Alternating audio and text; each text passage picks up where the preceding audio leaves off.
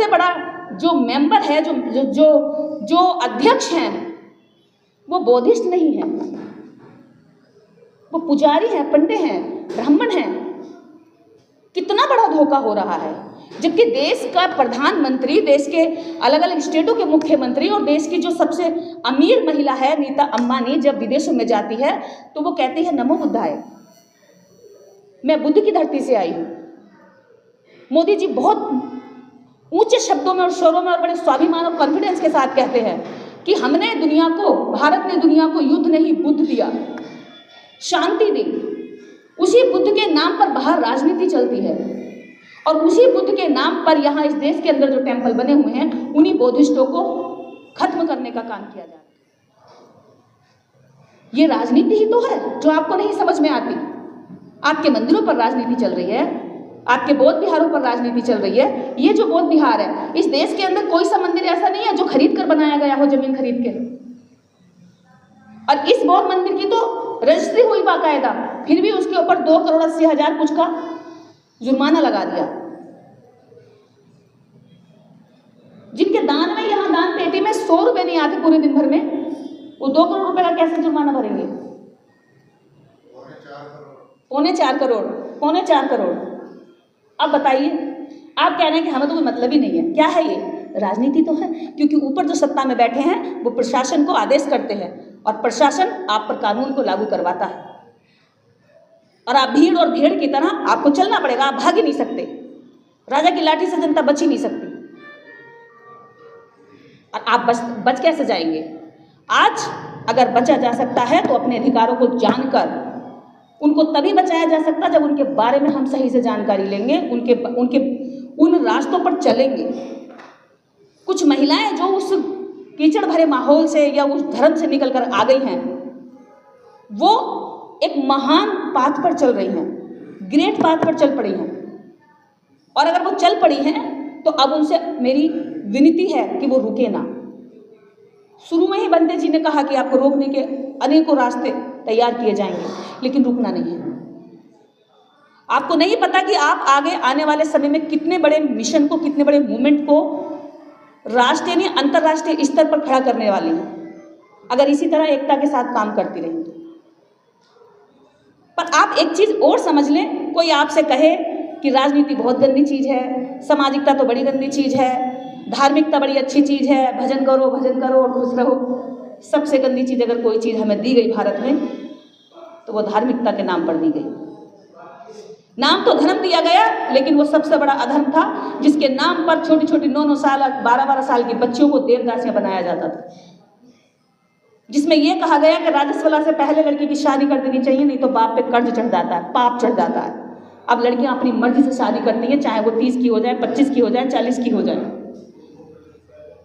तब 9 साल में अगर रजस्वला शुरू हो जाता था तो 13-14 साल में बच्ची माँ बन जाती थी और 30 साल तक बच्ची की महिला, जब तक वो महिला के रूप में आती थी पूरी तरह, उसकी हड्डियां कमजोर होकर के कैल्शियम आयरन खत्म हो जाता था और 40 साल तक महिला खत्म हो जाती थी।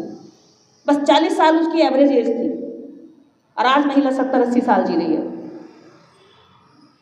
किसने? विज्ञान ने दिया। आप सोचिए, जब आज विज्ञान के दौर में इतना पाखंड हमारे आगे परोसा जा रहा है और हम उसको मान भी रहे हैं, उस पर चल भी रहे हैं, तो सोचिए जब विज्ञान नहीं था तब हमारी क्या बुरी स्थिति रही होगी। तब हमारे लोगों ने क्या क्या ढोया होगा, क्या क्या माना होगा। जब उन्हें कोई समझाने वाला नहीं था, जब कोई प्रैक्टिकल करके विज्ञान देने वाला नहीं था, तब उनकी हालत किस कदर बुरी रही होगी। आप सोच सकते हैं। आज जब संविधान है, जब कानून है, तो आपकी बच्चियों को खुलेआम मारकर फेंक दिया जाता है। बाबाओं के पंडाल में हजारों लाखों की महिलाएं मिलती हैं, लेकिन अगर किसी एक बच्ची के साथ अत्याचार अन्याय हो जाए, अगर कहा जाए कि थाने में चल करके 100 महिलाएं जाइए और कहिए कि FIR क्यों नहीं लिखी गई, सामने जुर्म हो रहा है, अत्याचार हो रहा है, तो 100 महिलाएं इकट्ठी करना एड़ी और चोटी का जोर लगाने जैसा हो जाएगा। क्यों? क्योंकि उन्हें ये पता ही नहीं है कि ये जो अत्याचार उसके साथ हुआ, कल मेरी बेटी पे भी नंबर आ सकता है। जब खुले दरिंदे और वैसी सड़कों पर घूमेंगे तो वो ये जांच नहीं करेंगे कि बेटी किसकी है, उससे ये नहीं पूछेंगे तू किसकी बेटी है।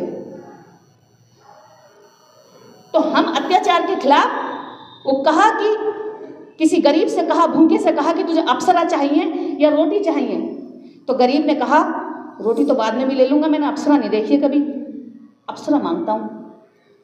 और अप्सरा मांगी और भूखा ही मर गया। अप्सरा मिलती है मरने के बाद, स्वर्ग की भी आता है, रोटी भी ना मिली और अप्सरा भी ना मिली। यही हाल इस समाज का है। ये चाहता है चमत्कार से मेरे जीवन में परिवर्तन आ जाए। आज तक कोई चमत्कार हुआ नहीं और इसके जीवन में परिवर्तन आया नहीं। उन लोगों के जीवन में परिवर्तन जरूर आया जिन्होंने अम्बेडकराइट मूवमेंट को समझ लिया, उस विचार को पहचान लिया। और वो भी कैसे आया? उनके खुद के प्रयासों से आया। और वो ये समझ गए कि मेरे ही प्रयास से परिवर्तन आ रहा है, इसे करने वाला तो कोई दूसरा है ही नहीं। तो ये सारी चीजें जो आज हम लोगों को जरूरत है जानने की, समझने की। अब बात करते हैं एफआईआर पर, जो अभी ओपी मधुर भाई साहब काफी अच्छे से समझा के गए। मैं थोड़ा और क्लियर कर दूं कि जो एफआईआर हम पर होती हैं वो इस कारण से होती हैं क्योंकि हम लोगों को ये नहीं पता होता है कि ये जो एफआईआर की गई है किस धारा में की गई है, और इस धारा का जो मेंशन किया गया है, इस धारा का जो विस्तार है वो क्या है। क्योंकि हमने ना तो उनकी दी गई एफआईआर पढ़ी है, ना अपने दिए गए अधिकार पढ़े हैं। वो ज्यादातर एफआईआर कराते हैं कि धार्मिक भावनाएं आहत कर दी। जब कोई आपसे कहे कि मेरी धार्मिक भावनाएं आहत कर दी, तो सबसे बड़ा सवाल यह है कि ये धार्मिक भावनाएं केवल तेरी नहीं है, ये मेरी भी है। तू आंख बंद करके मान रहा और मैं आंखें खोल कर मान रही, दोनों में अंतर है। तू भी देश का नागरिक है, मैं भी देश का नागरिक हूं। जितना तेरा मानने का अधिकार है उतना मेरा भी है।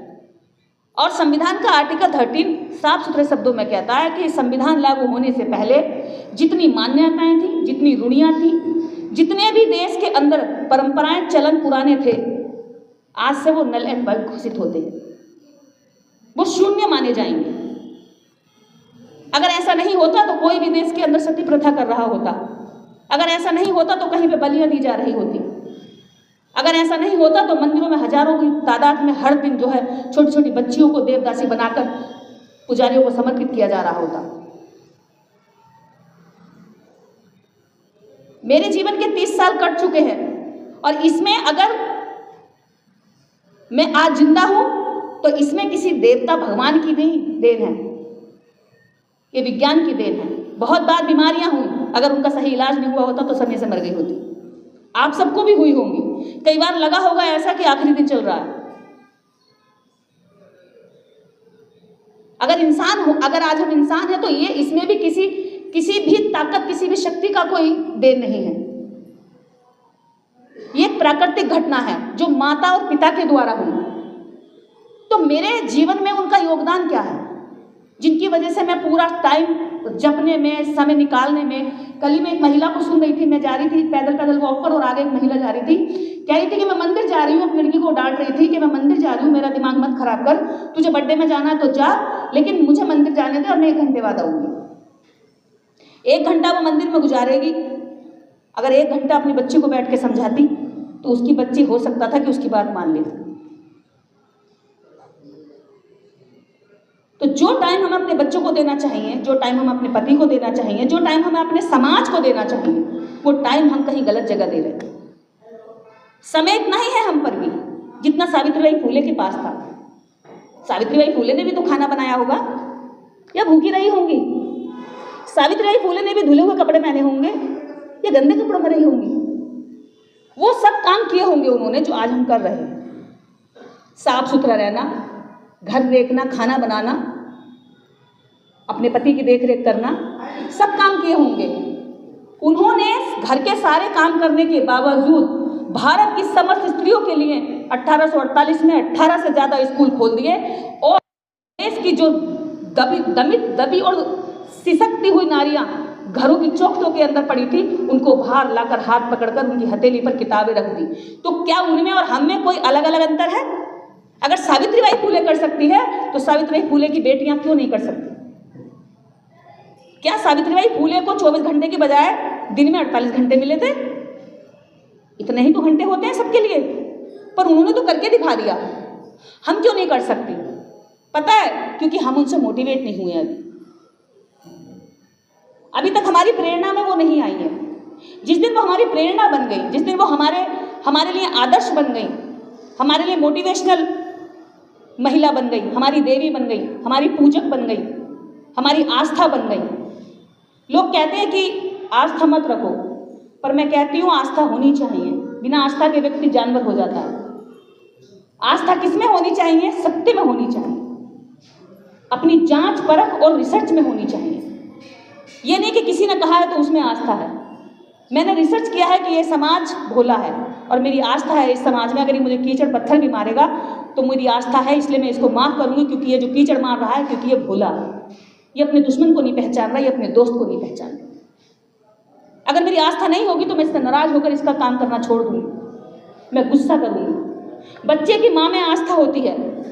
माँ खाना खाने बैठती है, बच्चा पोटी कर देता है, माँ बड़ी आस्था के साथ अपना खाना किनारे रखकर तुरंत उसको धोने जाती है।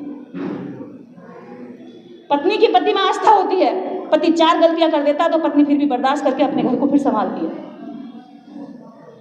बिना आस्था के नहीं चलता है कुछ भी। अगर हमारी बुद्धि में आस्था नहीं होगी तो हमारा विश्वास नहीं जमेगा, हम दूसरों पे असर नहीं डाल सकते। लेकिन आस्था उस पर नहीं कि किसी ने कहा कि इसके नीचे दबा हुआ मटका सोने का है और आप मानते जाओ और पूछते जाओ, एक दिन खुलेगा और अलादीन का जिन निकलेगा और मेरी सारी मनोकामनाएं पूरी करेगा।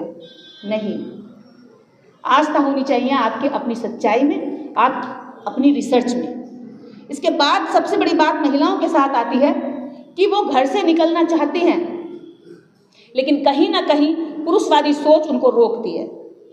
और वो पुरुषवादी सोच किसी पुरुष में नहीं, महिला में भी हो सकती है, वो महिलाओं में ही होती है। मैं हमेशा यही बात कहती हूँ, महिलाओं में होती है। जब आप मिशन मूवमेंट पर चलेंगी, जब आप परिवर्तन की बयार पर चलेंगी, जब सावित्रीबाई फूले चली थी और घर घर जाकर बोल रही थी कि अपनी बच्चियों को मेरे साथ पढ़ने भेज दो, तो औरतों ने कहा कि तेरे साथ फालतू में 2 घंटा भेजेंगे, 2 घंटे में तो हमारी लड़कियां गोबर थाप लेंगी, बकरी चरा लाएंगी, और तेरे साथ क्या मिलेगा, चल जाए यहाँ से। और कूड़ा फेंक कर अपमान कर देती। अगर हाथों में कचरा होता तो फेंक देती, हाथ में गोबर होता तो गोबर फेंक देती। और सावित्री निराश ना होकर के केवल उदास होती थी और चली आती थी, अगले दिन फिर जाती थी। जानती क्यों जाती थी अगले दिन? क्योंकि उनकी इस समाज में आस्था थी, मैं फिर जाऊंगी। ये आज नहीं समझ रहा तो कल समझेगा। निराश होती थी, कई बार उदास हो जाती थी। ज्योतिबा फूले समझाते थे हाथ पकड़कर कि सावित्री, ये समाज सदियों से इस परंपरा में जकड़कर जी रहा है। अगर हम चाहें कि तुरंत इसको तोड़ दें वहाँ से, तो ये वहाँ से नहीं हटेगा, ये हमारे भी खिलाफ हो जाएगा। और समाज उनके खिलाफ हुआ भी। समाज छोड़िए, उनका खुद का परिवार, उनके पिता और माता ने उनका सामाजिक बहिष्कार किया, घर से निकाल दिया, अपने ही घर से निकलना पड़ा। तो महिलाओं को जब बाहर निकलने का रास्ता पुरुष अगर ना दे तो महिलाओं को खुद भी कोशिश करनी चाहिए। ये बहाना नहीं मारना चाहिए कि मेरा तो घर से रास्ता बंद कर रखा है। जब इस समाज की महिलाएं बिना अपने पति की इजाज़त लिए बाबा की कथा में जा सकती हैं, तो अम्बेडकर मूवमेंट में क्यों नहीं आ सकती? हजारों हजारों मंदिरों की शोभाएं बढ़ा सकती है, हर मंदिर पर भीड़ लगी है। जब ये वहां जा सकती हैं तो अपने बुद्ध विहारों में क्यों नहीं आ सकती? आ सकती है। यही अगर कथा हो रही होती किसी बाबा की और किसी एक ग्रुप में चला जाता तो ग्रुप की एक एक महिला पहुंचती। हमने हजारों ग्रुप में भेजा लगातार, लेकिन महिलाओं की संख्या कितनी है आपके सामने? कुछ ही समझदार और जागरूक महिलाएं यहाँ बैठी।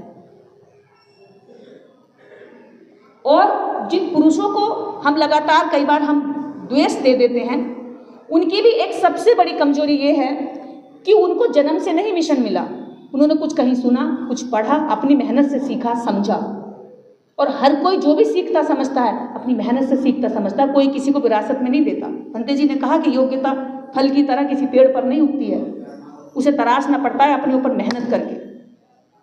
रही बात पुरुषों की, तो पुरुषों के बीच में जो उनके मस्तिष्क की संरचना है वो बचपन से कैसी हुई, उसके पीछे भी महिला, क्योंकि उसी ने पाल के बड़ा किया कि एक औरत को किस तरह से रखना चाहिए। घर के निर्णय लिए जाते हैं तो औरतों से नहीं पूछा जाता तुम जाओ, तुम क्या करोगी, आदमियों की बात चल रही है। अगर औरतें बैठी होंगी तो आदमी उसके साथ नीचे बैठने में शर्म महसूस करेगा, अरे औरत बैठने नीचे, मैं भी नीचे कैसे बैठूंगा, कुर्सी देखेगा और सोचेगा कि अरे इसके साथ ये तो औरतों का मैटर चल रहा, मेरा क्या मतलब है। जबकि वो सबसे महत्वपूर्ण बात है क्योंकि अगर वो संवर रही है, वो सुधर रही है, वो सही रास्ता अगर जीवन में उतार रही है, तो आपके बच्चों को सही रास्ते पर ले जाएगी। आपको खतरा नहीं रहेगा कि मेरा बच्चा कहीं गलत ना हो जाए। आपके कितने खतरों को कम करने के लिए वो सही रास्ते पर चल रही है और आप उनके साथ बैठ नहीं सकते, तो इससे पता चलता है कि अभी आप मिशन के लिए तैयार नहीं हैं। अगर महिलाएं पूरी तरीके से घर में संस्कारवान हो जाएं, बुद्धिज्म परंपरा के बारे में जान लें, तो क्या आपको लगता है कि आपको बच्चों को समझाना पड़ेगा ज़्यादा? बिल्कुल नहीं समझाना पड़ेगा। अरे एक एक ट्रेनर, एक एक कैडर वाली महिला अगर हमारे घरों में होगी तो हमारे लिए हर घर तैयार हो रहा होगा और अपने आप तैयार हो रहा होगा, वो खुद कर रही होंगी। हमारी मेहनत कम हो जाएगी। उस मेहनत को कम करने के लिए ही हमें पुरुषों के साथ महिलाओं की बराबरी की भागीदारी जरूर चाहिए, और उसको पुरुषों को भी समझना होगा और महिलाओं को भी समझना होगा। क्योंकि जिन लोगों से हम लड़ रहे हैं उनकी महिलाओं ने बहुत ट्रेनिंग और कैडर बचपन से लिया होता है, जो ट्रेनिंग हमें नहीं मिलती है। उनके 5 साल के बच्चे को वो ट्रेनिंग मिल जाती है जो हमारे 80 साल के बुजुर्ग में नहीं होती। उसका 5 साल का बच्चा ये जानता है कि कौन दबाने का जात है और कौन जो है बराबरी में खाने का जात है। हमारा नहीं जानता। हमारे को तो किसी ने थोड़ा सा जाति सूचक शब्द बोल दिया तो उसको ऐसे लगता है पूरा शरीर की ताकत ही खींच ली, ऐसे हो जाता है, एकदम दाबाडोल हिल जाता, पत्ते की तरह कांपता है। वो जवाब ही नहीं दे पाता कि मैं कैसे छोटा हो गया, मैं कैसे नीच हो गया, मैं कैसे कमजोर हो गया, मैं कैसे तुझसे कम आंक रहा है तो मुझे क्यों? क्योंकि उसकी माँ ने उसे बताया ही नहीं। उसकी माँ को खुद ही नहीं पता, बताएगी क्या? तो बच्चा स्कूल में डर रहा है, बच्चा कॉलेज में डर रहा है, बच्चा शोषण हो रहा है। और फिर ऐसे कितने सारे केस हैं जो यूनिवर्सिटियों में हमारे मेधावी छात्रों ने आत्महत्याएं की, जो पढ़ने में तेज थे, जो हर कंपटीशन को पार कर गए, लेकिन जाति का जो दर्द है उससे नहीं लड़ पाए। पायल तड़वी, रोहित वेमुला, जाने कितने एग्जाम्पल हर साल आते हैं जो हमारे बच्चे फांसी पे लटक जाते हैं या उनको लटका दिया जाता है, क्योंकि हमारी जो ट्रेनिंग है कहीं ना कहीं वो इस लायक नहीं हो पा रही है कि हम अपनी विरोधी विचारधारा से लड़ सकें या उससे जीत सकें। आज मैं जिस अवस्था में हूँ, पूरे देश में इस बात की चर्चा है, अभी सुबह से भी कई लोगों ने ये बात करी। मैं अब इस पर थोड़ा सा बोलना चाहूँगी, क्योंकि जब महिला गर्भावस्था में होती है तब उसके अंदर बहुत सारे परिवर्तन आते हैं। 1000 हार्मोनिकल चेंजेस होते हैं जो वो खुद भी नहीं समझ पाती। कभी रोने का मन करता है तो कभी खूब हंसने का मन करता है, कभी किसी से लड़ने का मन करता है तो कभी किसी को खूब चाहने का मन करता है, तो कभी कुछ खाने का मन करता है तो कभी बिल्कुल कुछ खाने का मन नहीं करता है, कभी घूमने का मन करता है तो कभी बंद दरवाजे में अंदर खुद को बंद करने का मन करता है। उन बदलावों से समाज परिचित नहीं होता है, लेकिन हर महिला परिचित होती है। पर उन परिचित परिस्थितियों को कोई भी महिला अभी तक किताब में दर्ज नहीं कर पाई। सबके साथ गुजरा। मैं नेशनल लेवल पर देख रही थी कि कोई मुझे ऐसी पुस्तक मिले पढ़ने के लिए जो इस अवस्था के बारे में बताए, इसके बारे में मुझे और अच्छे से गाइडेंस मिल जाए, मैं सीख लूँ, मैं लर्न करूँ। लेकिन मुझे नेशनल तो छोड़िए, इंटरनेशनल लेवल पर कोई अभी तक ऐसी किताब ढंग की हाथ नहीं लगी जिसमें किसी महिला ने अपनी जर्नी लिखी हो। वो जर्नी जिससे दुनिया बन रही है, जिससे देश की जनसंख्या बन रही है, जिससे नागरिक बन रहा है, जिससे इंसान बन रहा है, जिससे हमारी पीढ़ियां चल रही हैं, वंश चल रहे हैं, उस पर कोई किताब नहीं है। जब मैंने शुरू में ये चीज़ देखी, जांची, मुझे नहीं मिली, तो मैंने सोचा कि चलिए ये छूटा हुआ काम भी लगता है कि मेरे कंधों पर है। और मैंने अपनी प्रेगनेंसी के पहले दिन से ही जो मुझे अनुभव हुआ वो मैंने एक डायरी में लिखना शुरू किया। सुबह से लेकर शाम तक का सफ़र लिखा, और आज वो सफ़र सुबह से शाम तक का लिखते लिखते 8 महीने का सफ़र हो गया है। और मैंने अपने आप को ये सोचा कि मैं अपने काम को नहीं छोड़ूंगी। इस पॉजिटिव एनर्जी के साथ मैं खुद के लिए चैलेंज देती हूँ कि मैं रुकूंगी नहीं अपने काम से। और ये मैंने करके दिखाया। मैं खुद के चैलेंज पे अड़ी और मैंने वो करके दिखाया। मेरे पहले महीने से लेकर 8वें महीने तक मैंने पूरे देश भर के अंदर प्रोग्राम किए। पंजाब, हरियाणा, उड़ीसा, मध्य प्रदेश, यहाँ तक कि तमिलनाडु तक गई मैं। अभी 9वें महीने में भी 3 3 तारीख का कार्यक्रम था, मैंने वो पोस्टपोन, हमने अपना प्रोग्राम रखा था, इसलिए हमने मना कर दिया कि हम नहीं आएंगे। फ्लाइट की टिकट कराने के लिए वो लोग तैयार थे, लेकिन मैं नहीं गई। अब बात यहाँ आती है कि क्यों ऐसा नहीं हो पा रहा है? क्योंकि जो समाज की सबसे मुख्य कड़ी है, जो समाज का सबसे मुख्य स्तंभ है, महिला, वहां पर ध्यान नहीं दिया गया। वहां बताया ही नहीं गया कि आप अगर किसी को नए चीज का निर्माण कर रही हैं तो उस निर्माण की कितनी आवश्यकता समाज में सही तरीके से करने की। और वो निर्माण कहाँ से गलत होता है? वो हमारे संस्कारों से, हमारी परवरिश से ही गलत होता है। आप सोचते हैं जो सड़कों पर रेपिस्ट घूम रहे हैं उनके कोई अलग लिखा हुआ है कि मैं रेपिस्ट हूं? नहीं लिखा होता। उनके भाव, उनके विचार, उनके संस्कार ऐसा करने के लिए उन्हें मोटिवेट कर देते हैं और वो ऐसा काम कर जाते हैं। और वो कहीं दूर नहीं होते, हमारे आस पड़ोस में हो सकते हैं, हमारे रिश्तेदारी में हो सकते हैं, हमारे पहचान वालों में हो सकते हैं, या हमारे बहुत करीबी हो सकते हैं। ये सब चीजें इसलिए होती हैं क्योंकि हम उसको ढंग से ना समझ पाते हैं और ना ही समझा पाते। महिलाओं पर समाज की सबसे बड़ी जिम्मेदारी है, मैं हर बार ये बात बोलती आई हूँ, और महिलाओं को बराबरी में लेकर के साथ चलने की जिम्मेदारी पुरुषों की भी है। अगर पुरुष ये सोचें कि भैया ये तो अपने आप ही जाएंगे, हम क्यों इनका साथ दें, तो ये भी एक तरह से कमजोर पत्ते को टूटने के लिए छोड़ देना जैसा है। उस हालत में अगर महिलाएं संभल रही हैं और काम कर रही हैं तो ये उनकी हिम्मत को दाद वाली बात, दाद देनी चाहिए।